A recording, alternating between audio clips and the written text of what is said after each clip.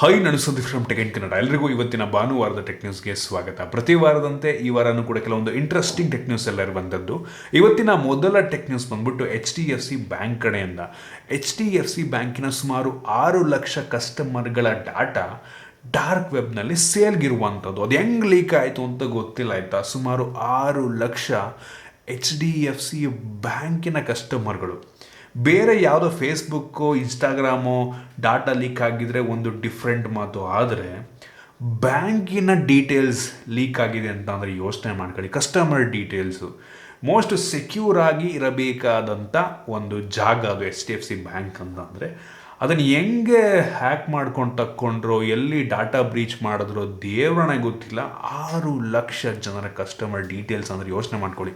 Account number, ಹೆಸರು, ಅವ್ರ address, ಪ್ರತಿಯೊಂದು details dark ವೆಬ್ನಲ್ಲಿ ಸೇಲ್ಗಿರುವಂಥದ್ದು.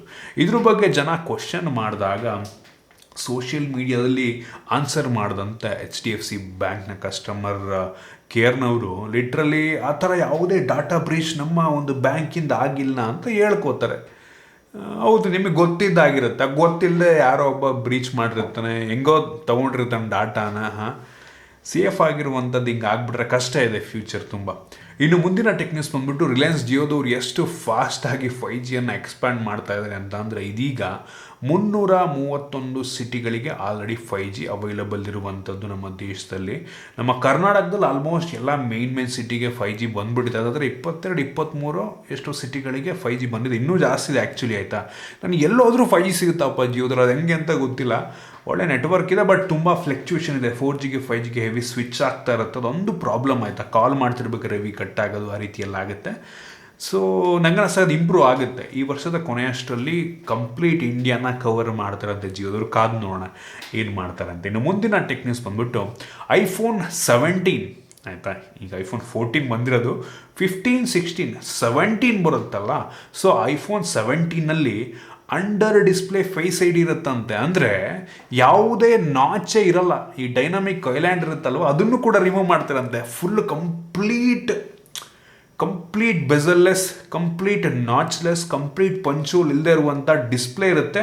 Under display camera ಇರುತ್ತೆ. ಎಲ್ಲ ಒಂದು ಸೆನ್ಸಾರ್ ಎಲ್ಲ ಫುಲ್ ಡಿಸ್ಪ್ಲೇ ಒಳಗಡೆ ಇರುತ್ತೆ.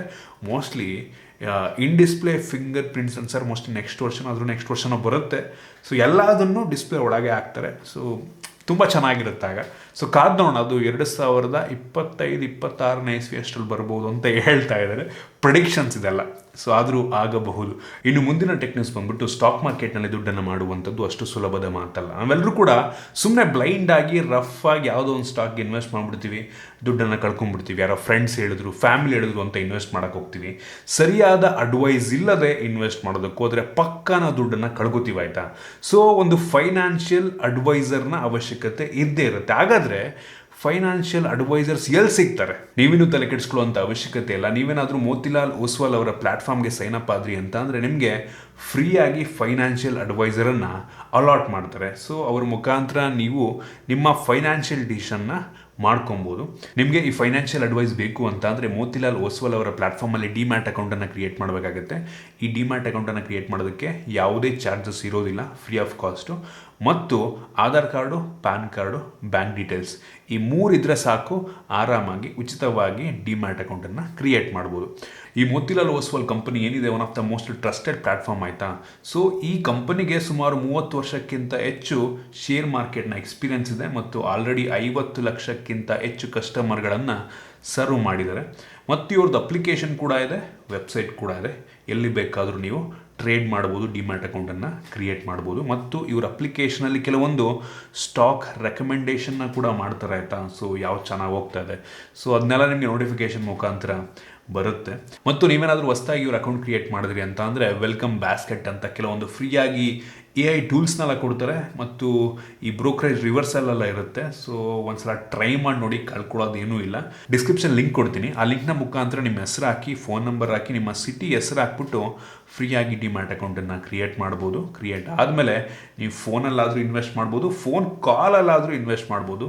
ಸೊ ಒಂದ್ಸಲ ಟ್ರೈ ಮಾಡಿ ನೋಡಿ. ಇನ್ನು ಮುಂದಿನ ಟೆಕ್ ನ್ಯೂಸ್ ಬಂದ್ಬಿಟ್ಟು, ಫೇಸ್ಬುಕ್ನ ಫೌಂಡರ್ ಆಗಿರುವಂಥ ಮಾರ್ಕ್ ಝಕರ್ಬರ್ಗ್ ಅವರು ಟ್ವಿಟ್ಟರ್ ರೀತಿ ಒಂದು ಪ್ಲ್ಯಾಟ್ಫಾರ್ಮ್ ಮೇಲೆ ಕೆಲಸವನ್ನು ಮಾಡ್ತಾ ಇದ್ದಾರಂತೆ. ಟ್ವಿಟ್ಟರಿಗೆ ರೈವಲ್ ರೀತಿ ಇನ್ನೊಂದು ಪ್ಲ್ಯಾಟ್ಫಾರ್ಮನ್ನು ತೊಗೊಂಬರೋದಕ್ಕೆ ಕೆಲಸ ಮಾಡ್ತಾ ಇದ್ದಾರಂತೆ. ಫೇಸ್ಬುಕ್ ಆಲ್ರೆಡಿ ಒಂದು ಕೊನೆ ಸಾಯೋ ಸ್ಟೇಜಲ್ಲಿದೆ. ಯಾರು ಕೂಡ ರೀಸೆಂಟ್ ಡೇಸಲ್ಲಿ ಅಷ್ಟೊಂದು ಫೇಸ್ಬುಕ್ಕನ್ನು ಯೂಸ್ ಮಾಡ್ತಾ ಇಲ್ಲ. ಯೂಸರ್ಸ್ಗಳ ಸಂಖ್ಯೆ ಕಡಿಮೆ ಆಗ್ತಾ ಬರ್ತಾ ಇದೆ.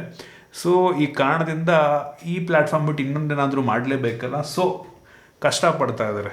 ಸೊ ಕಾದು ನೋಡೋಣ ಏನು ಮಾಡ್ತಾರೆ ಅಂತ. ಇನ್ನು ಮುಂದಿನ ಟೆಕ್ ನ್ಯೂಸ್ ಬಂದ್ಬಿಟ್ಟು ಫ್ಲಿಪ್ಕಾರ್ಟ್ನಲ್ಲಿ ಬಿಗ್ ಸೇವಿಂಗ್ ಡೇ ಸೇಲ್ ಎಲ್ಲ ನಡೀತಾ ಇದೆ ಆಯಿತಾ. ಈ ಟೈಮಲ್ಲಿ ಒಂದು ಲೆವೆಲಿಗೆ ಒಳ್ಳೊಳ್ಳೆ ಆಫರ್ ಸಿಗ್ತದೆ. iPhone 14 ಮೇಲಂತೂ ಒಳ್ಳೆ ಆಫರ್ ಸಿಗ್ತದೆ ನೋಡಿ. ಪರ್ಚೇಸ್ ಮಾಡೋರಾದರೆ ಹತ್ತತ್ರ 60,000 ರೇಂಜಲ್ಲಿ ಈ ಒಂದು iPhone 14ನ ಪರ್ಚೇಸ್ ಮಾಡ್ಬೋದು. ಬೇಸ್ ವೇರಿಯಂಟ್ನ 128 GB ವೇರಿಯಂಟ್ನ ನಂಗನ್ನಿಸ್ದಾಗ ಒಂದು ಒಳ್ಳೆ ಪ್ರೈಸ್ ಅಂತ ಅನ್ಕೋತೀನಿ ಈ ಪ್ರೈಸ್ ರೇಂಜಿಗೆ. ಸೊ ನೆಕ್ಸ್ಟ್ ಇನ್ನೂ ನೀವೇನಾದರೂ ಬಿಗ್ ಬಿಲಿಯನ್ ಡೇ ದೀಪಾವಳಿ ಟೈಮ್ಗೆ ವೆಯ್ಟ್ ಮಾಡಿದ್ರೆ 50,000 ರೂಪಾಯಿಗೆ ಬರುತ್ತೆ. ಬಟ್ ನಿಮ್ಗೆ ಈಗಲೇ ಬೇಕು ಅಂದ್ರೆ ನೋಡಿ, ಬಿಗ್ ಸೇವಿಂಗ್ ಡೇನಲ್ಲಿ 60,000 ರೂಪಾಯಿ ರೇಂಜಲ್ಲಿ ನಿಮಗೆ ಈ iPhone 14ನ ಪರ್ಚೇಸ್ ಮಾಡ್ಬೋದು. ಮತ್ತು ಪಿಕ್ಸೆಲ್ ಫೋನು ಕೂಡ ಅಷ್ಟೇ, ಅದು ಕೂಡ ಒಂದು ಲೆವೆಲಿಗೆ ಕಡಿಮೆ ಆಗಿದೆ. 50,000 ರೇಂಜಲ್ಲಿ ನೀವು ಪರ್ಚೇಸ್ ಮಾಡ್ಬೋದು. ಒಟ್ಟಿಗೆ ಈ ಸೇಲಲ್ಲಿ ಒಂದು ಲೆವೆಲ್ಗೆ ಡೀಸೆಂಟ್ ಆಫರ್ ಇದೆ. ಇನ್ನು ಮುಂದಿನ ಟೆಕ್ ನ್ಯೂಸ್ ಬಂದ್ಬಿಟ್ಟು ಪ್ಯಾನ್ ಕಾರ್ಡ್ ಮತ್ತು ಆಧಾರ್ ಕಾರ್ಡನ್ನು ಲಿಂಕ್ ಮಾಡೋದಕ್ಕೆ ಮಾರ್ಚ್ 31 ಕೊನೆ ದಿನಾಂಕ ಅಂತೆ. ಲಿಟ್ರಲಿ ಕಳೆದ ಒಂದು 4 ವರ್ಷದಿಂದ ಹೇಳ್ಕೊಂಡೇ ಬರ್ತವ್ರಪ್ಪ ಇವರು, ಕೊನೆ ದಿನಾಂಕ, ಇದು ಕೊನೆ ದಿನಾಂಕ, ಅದು ಕೊನೆ ದಿನಾಂಕ ಅಂತ. ಅದು ಯಾವ ಕೊನೆ ದಿನಾಂಕ ಆ್ಯಕ್ಚುಲ್ ಫಿಕ್ಸ್ ಮಾಡ್ತಾರೆ ಅಂತ ಗೊತ್ತಿಲ್ಲ, ಹೇಳ್ಕೊಂಡೇ ಬರ್ತಾ ಇದ್ದಾರೆ. ನೀವಿನ್ನೂ ನಿಮ್ಮ ಆಧಾರ್ಗೆ ಪ್ಯಾನ್ಗೆ ಲಿಂಕ್ ಮಾಡಿಲ್ಲ ಅಂತ ಅಂದರೆ ಮಾಡಿ. ಸರಿಯಾಗಿ ಇಡ್ತಾ ಇದ್ದಾರೆ ಮಾತ್ರ ಗೌರ್ಮೆಂಟ್ನವರು. ನಮಗೆ ಎಲ್ಲೆಲ್ಲಿ ಏನೇನು ಟ್ರಾನ್ಸಾಕ್ಷನ್ ಆಗುತ್ತೆ ಎಲ್ಲ ಗೊತ್ತಾಗುತ್ತೆ. ನೆಕ್ಸ್ಟ್ ಟ್ಯಾಕ್ಸನ್ನ ಎಲ್ಲಿ ಹಿಡಿಬೇಕೋ ಅಲ್ಲಿ ಹಿಡಿತಾರೆ. ಟ್ಯಾಕ್ಸ್ ತಗೊಳ್ಳಿ, ಬೇಜಾರಿಲ್ಲ ಆಯಿತಾ.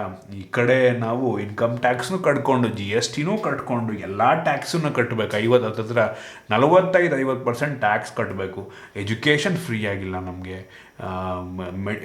ಮತ್ತು ಮೆಡಿಸಿನ್ನು ಫ್ರೀ ಆಗಿಲ್ಲ, ಹೆಲ್ತ್ ನಮಗೆ ಫ್ರೀ ಆಗಿಲ್ಲ. ಹೌದು, ಗೌರ್ಮೆಂಟ್ ಹಾಸ್ಪಿಟಲ್, ಗೌರ್ಮೆಂಟ್ ಸ್ಕೂಲ್ ಇದೆ ಅಂತ ಅಂತೀರ ಆಯಿತಾ. ಬಟ್ ಎಷ್ಟು ಫೆಸಿಲಿಟಿ ಕೊಡ್ತಾ ಇದ್ದಾರೆ ಅದು ಇಂಪಾರ್ಟೆಂಟ್ ಆಗುತ್ತೆ. ಆನ್ ದ ಗ್ರೌಂಡು ಅಂಥ ಫೆಸಿಲಿಟಿ ನಮ್ಮ ಗೌರ್ಮೆಂಟ್ನವ್ರು ಕೊಡ್ತಿಲ್ಲ. ಅಟ್ಲೀಸ್ಟ್ ಒಂದು ಸ್ವಲ್ಪ ನೋಡಿ, ನಮ್ಮ ಬಡ್ಜೆಟಲ್ಲಿ ನೋಡಿ ಎಷ್ಟು ದುಡ್ಡನ್ನು ಈ ಒಂದು ಹೆಲ್ತಿಗೆ, ಎಜುಕೇಷನ್ಗೆ ಹಾಕ್ತಾರೆ ಅಂತ. ತುಂಬ ಕಡಿಮೆ. ಅದು ಜಾಸ್ತಿ ಆಗಬೇಕು, ಆಗ ನಾವು ಕೊಡೋ ಟ್ಯಾಕ್ಸಿಗೆ ಒಂದು ರೀತಿ ಬೆಲೆ ಇರುತ್ತೆ.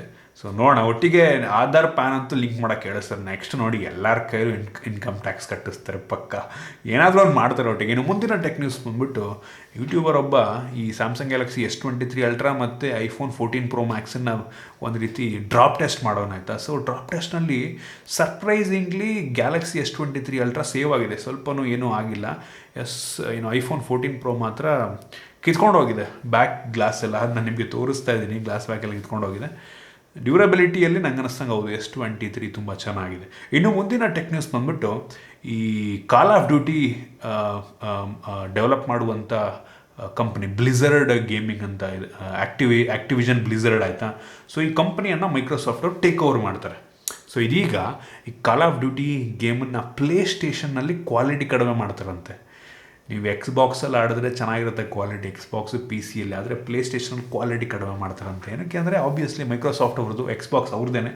ಸೊ ಸ್ವಲ್ಪ ಅಡ್ವಾಂಟೇಜ್ ಇರಬೇಕಲ್ಲ ಅವರಿಗೆ, ಆ ಥರ. ಇನ್ನು ಮುಂದಿನ ಟೆಕ್ ನ್ಯೂಸ್ ಬಂದ್ಬಿಟ್ಟು ಇನ್ಫಿನಿಕ್ಸ್ ಅವ್ರು ನಿಮ್ಮೆಲ್ಲರಿಗೂ ಗೊತ್ತಿರೋ ಹಾಗೆ 260 ವ್ಯಾಟ್ನ ಚಾರ್ಜರ್ನ ತೊಗೊಂಬಂದರು. 260 ವ್ಯಾಟ್, ಹತ್ತತ್ರ ಜಸ್ಟ್ ಒಂದು 5-6 ನಿಮಿಷದಲ್ಲಿ ಫುಲ್ ಚಾರ್ಜ್ ಮಾಡಬಲ್ಲ ಅಂತ ಕೆಪಾಸಿಟಿ ಇನ್ಫಿನಿಕ್ಸ್ ಅವ್ರದ್ದು ಚಾರ್ಜರ್ ಇದೆ. ಜೊತೆಗೆ 110 ವ್ಯಾಟ್ನ ವೈರ್ಲೆಸ್ ಚಾರ್ಜಿಂಗನ್ನು ಕೂಡ ತೊಗೊಂಬಂದಿರುವಂಥದ್ದು. 110 ವ್ಯಾಟ್ ವೈರ್ಲೆಸ್ ಚಾರ್ಜಿಂಗ್ ಅಂದರೆ ಲೆಕ್ಕ ಹಾಕೊಳ್ಳಿ, ಹೆವಿ ಫಾಸ್ಟಾಗಿ ವೈರ್ಲೆಸ್ ಚಾರ್ಜ್ ಆಗುತ್ತೆ. ಇದು ಬಂತು ಅಂತ ಅಂದರೆ ಬೆಂಕಿ ಇರುತ್ತೆ ಆಯಿತಾ. ಜಸ್ಟ್ ವೈರ್ಲೆಸ್ ಚಾರ್ಜರ್ ಮೇಲೆ ಒಂದು ಸ್ವಲ್ಪ ಹೊತ್ತು ಫೋನ್ ಇಟ್ಟರೆ ಸಾಕು, ಒಂದು 10 ನಿಮಿಷ ಫೋನ್ ಇಟ್ಟರೆ ಸಾಕು, ನಮ್ಗೆ ಬೇಜಾನ್ ಹತ್ತತ್ರ 50% ಚಾರ್ಜ್ ಆಗಿಬಿಟ್ಟಿರುತ್ತೆ. ನಾವು ಅಷ್ಟು ಫಾಸ್ಟಾಗಿ ಚಾರ್ಜ್ ಮಾಡಬಲ್ಲಂಥ ಕೆಪಾಸಿಟಿ ಆ ವೈರ್ಲೆಸ್ ಚಾರ್ಜಿಂಗ್ ಇದೆ. ಕಾದು ನೋಡೋಣ ಆಯಿತಾ. ಬಟ್ ಹೆವಿ ಎಲೆಕ್ಟ್ರಿಸಿಟಿ ವೇಸ್ಟ್ ಆಗುತ್ತೆ, but still heavy fast charging ಅದು 110 ವ್ಯಾಟ್ನ ವೈರ್ಲೆಸ್ ಚಾರ್ಜಿಂಗ್ ಅಂತ ಅಂದರೆ. ಇನ್ನು ಮುಂದಿನ ಟೆಕ್ ನ್ಯೂಸ್ ಬಂದ್ಬಿಟ್ಟು iQOO Z7 ಇನ್ನು ಕೆಲವೇ ದಿನಗಳಲ್ಲಿ ಈ ಒಂದು ಸ್ಮಾರ್ಟ್ಫೋನ್ ಲಾಂಚ್ ಆಗುತ್ತೆ. ಇದನ್ನು ಅನ್ಬಾಕ್ಸ್ ಕೂಡ ಮಾಡ್ತೀನಿ. ಇದು ಒಂದೇನಪ್ಪ ಅಂದರೆ ನಂಗೆ ಇಷ್ಟ ಆಗದಿದ್ದು ಇದರಲ್ಲಿ ಟಿಯರ್ ಡ್ರಾಪ್ ನಾಚ್ ಇದೆ, ಬಜಲ್ಲೂ ಕೂಡ ಸ್ವಲ್ಪ ಜಾಸ್ತಿ ಇದೆ ಅಂತ ಅನ್ನಿಸ್ತದೆ ಫೋಟೋಗಳು ನೋಡಿ. ಕಾದು ನೋಡೋಣ ಆಯಿತಾ. ಈ iQOO ಫೋನ್ ಚೆನ್ನಾಗಿರುತ್ತೆ, ಎಲ್ಲ ಸ್ಪೆಸಿಫಿಕೇಷನ್ ಚೆನ್ನಾಗಿರುತ್ತೆ, ಲುಕ್ ಒಂದು ಸ್ವಲ್ಪ ಚೆನ್ನಾಗಿ ಮಾಡಬೇಕು ನಂಗೆ ಅನ್ನಿಸ್ತಂಗೆ. iQOO Z5 ಹೆಂಗಿತ್ತು ಸ್ಮಾರ್ಟ್ಫೋನ್ ಅಂತಂದರೆ ಪಂಚೋಲ್ ಕ್ಯಾಮ್ರಾ ಎಲ್ಲ ಸ್ಪೆಸಿಫಿಕೇಷನ್ ಬೆಂಕಿ ಇತ್ತು ಗುರು. ಆ ಥರ ಫೋನ್ ಲಾಂಚ್ ಮಾಡೋಕ್ಕೆ ಏನು ರೋಗ ಅಂತ ಗೊತ್ತಿಲ್ಲ ಇವ್ರಿಗೆ. ಇನ್ನು ಮುಂದಿನ ಟೆಕ್ ನ್ಯೂಸ್ ಬಂದ್ಬಿಟ್ಟು POCO X5 5G ಇದು ಕೂಡ ಇನ್ನು ಕೆಲವೇ ದಿನಗಳಲ್ಲಿ, ನೆಕ್ಸ್ಟ್ ವಾರ ಹೆವಿ ಅಂದರೆ ಹೆವಿ ಫೋನ್ ಲಾಂಚ್ ಎಲ್ಲ ಇದೆ. ನಾನಂತೂ ಹೆವಿ ಎಕ್ಸೈಟ್ ಆಗಿ. ಇದು ಕೂಡ ನೆಕ್ಸ್ಟ್ ವಾರ ಲಾಂಚ್ ಆಗ್ತದೆ, ಮಾರ್ಚ್ 14ನೇ ತಾರೀಕು. ಸೊ ಇದು ಹತ್ತತ್ರ 20,000 ರೂಪಾಯಿ ಒಳಗಡೆ ಲಾಂಚ್ ಆಗುತ್ತೆ. ಇದನ್ನು ಕೂಡ ಅನ್ಬಾಕ್ಸ್ ಮಾಡ್ತೀನಿ ನಾನು. ಹೆವಿ ಎಕ್ಸೈಟ್ ಆಗಿದ್ದೀನಿ. ಸ್ಪೆಸಿಫಿಕೇಷನ್ ಪರವಾಗಿಲ್ಲ, ಒಂದು ಲೆವೆಲ್ಗೆ ಚೆನ್ನಾಗಿದೆ. Snapdragon 5G processor, 120 Hz refresh rate, AMOLED display ಎಲ್ಲ ಚೆನ್ನಾಗಿದೆ. ಸ್ಪೆಸಿಫಿಕೇಷನ್ ಕಾದು ನೋಡೋಣ ಒಟ್ಟಿಗೆ. ಸೊ ಇದು ಇನ್ ಕೇಸ್ 20,000 ರೂಪಾಯಿ ಒಳಗೆ ಲಾಂಚ್ ಆಯಿತು ಅಂದರೆ one of the best smartphone ಆಗಬಹುದು ಈ ಪ್ರೈಸ್ ರೇಂಜಲ್ಲಿ ಅನ್ಕೋತಾ ಇದ್ದೀನಿ. ಇನ್ನು ಮುಂದಿನ ಮತ್ತು ಕೊನೆಯ ಟೆಕ್ ನ್ಯೂಸ್ ಬಂದ್ಬಿಟ್ಟು ಸ್ಯಾಮ್ಸಂಗ್ ಗ್ಯಾಲಕ್ಸಿ A54 5G ಮತ್ತು ಗ್ಯಾಲಕ್ಸಿ A34 5G ಈ ಎರಡೂ ಸ್ಮಾರ್ಟ್ಫೋನ್ಗಳು ಮಾರ್ಚ್ 16ನೇ ತಾರೀಕು, ಎಲ್ಲ ನೆಕ್ಸ್ಟ್ ವೀಕೆ ಲಾಂಚ್ ಇದೆ ಹೆವಿ. ಸೊ ಲಾಂಚ್ ಆಗ್ತಾ ಇದೆ. ಸೊ ನೋಡೋಣ. ಇದು 5G ಸ್ಮಾರ್ಟ್ಫೋನ್ ಆಗಿರೋದ್ರಿಂದ ಪ್ರೊಸೆಸರ್ ಕೂಡ ಆಬ್ವಿಯಸ್ಲಿ ಚೆನ್ನಾಗಿರುತ್ತೆ. ಮೀಡಿಯಾಟೆಕ್ ಚಿಪ್ ಸೆಟ್ಟನ್ನು ಯೂಸ್ ಮಾಡ್ತಾರಂತೆ ಈ ಫೋನಲ್ಲಿ. ಒಂದಕ್ಕೆ ಎಕ್ಸೋನಸ್ ಕೂಡ ಯೂಸ್ ಮಾಡ್ತಾರಂತೆ. ಕಾದು ನೋಡೋಣ. ಗ್ಲಾಸ್ ಬ್ಯಾಕ್ ಇರುತ್ತೆ ಆಬ್ವಿಯಸ್ಲಿ, ವಾಟರ್ ಪ್ರೂಫ್ ಅಂತ ಕೊಟ್ಟಿರ್ತಾರೆ, ಅದರಲ್ಲಿ ಆಟ ಆಡ್ತಾ ಇರ್ತಾರೆ ಇವರು. ನೋಡೋಣ ಒಟ್ಟಿಗೆ ಉಳಿದ ಸ್ಪೆಸಿಫಿಕೇಷನ್ ಎಲ್ಲ ಹೆಂಗಿದೆ, ಏನು ಡಿಸ್ಪ್ಲೇ ಕೊಟ್ಟಿದ್ದಾರೆ ನೋಡಿ ಡಿಸೈಡ್ ಮಾಡೋಣ. ಇದು A54 ಅಂದರೆ ಸ್ವಲ್ಪ ಬೆಲೆ ಜಾಸ್ತಿ, 30,000 35,000 ರೇಂಜಲ್ಲೇ ಇರುತ್ತೆ ನಂಗೆ ಅನ್ನಿಸ್ತಂಗಿದ್ದು. ಒಟ್ಟಿಗೆ ನೋಡೋಣ, ಇನ್ನು ಕೆಲವೇ ದಿನದಲ್ಲಿ ಲಾಂಚ್ ಆಗುತ್ತೆ. ಸೊ ಇಷ್ಟು ಇವತ್ತಿನ ಟೆಕ್ ನ್ಯೂಸ್. ನಿಮಗೆ ಇವತ್ತಿನ ಟೆಕ್ ನ್ಯೂಸಲ್ಲಿ ಕೆಲವೊಂದು ಹೊಸ ವಿಷಯ ತಿಳ್ಕೊಳ್ಳೋಕೆ ಸಿಕ್ಕಿದೆ ಅಂತ ಅನ್ಕೋತೀನಿ. ಇಷ್ಟ ಆಗಿದೆ ದಯವಿಟ್ಟು ಲೈಕ್ ಮಾಡಿ, ಶೇರ್ ಮಾಡಿ. ಇದೇ ರೀತಿ ನಮ್ಮ ಬೇರೆ ಬೇರೆ ವೀಡಿಯೋಗಳಿಗೆ ನಮ್ಮ tech in Kannada YouTube subscribe ಮಾಡ್ಕೊಂಡಿಲ್ಲ ಅಂದರೆ ಈಗಲೇ ಸಬ್ಸ್ಕ್ರೈಬ್ ಮಾಡ್ಕೊಳ್ಳಿ ಮತ್ತು ಬೆಲ್ ಐಕನ್ ಕೂಡ ಕ್ಲಿಕ್ ಮಾಡ್ಬೋದು. ಸಿಗೋಣ ಮುಂದಿನ ವೀಡಿಯೋದಲ್ಲಿ.